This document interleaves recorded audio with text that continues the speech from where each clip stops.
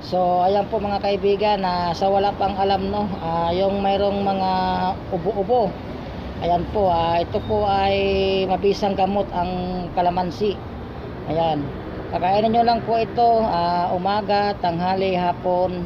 Ayan po, pagising sa umaga, yan po ang una nyong ngunguyain, ang kalamansi. Kasama na po yung balat. Ayan po, ngunguyain po yun, ngunguyain po nyo ito. At saka pwede po dalawa or tatlong kalamansi. Ayan po mga kaibigan.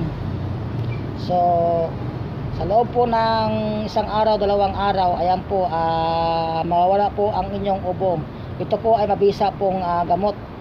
Ayan, so mga hindi pa nakakaalam dyan, ito po yung kainin nyo sa mayroong mga ubo. So ayan po mga kaibigan, tips ko po sa inyo,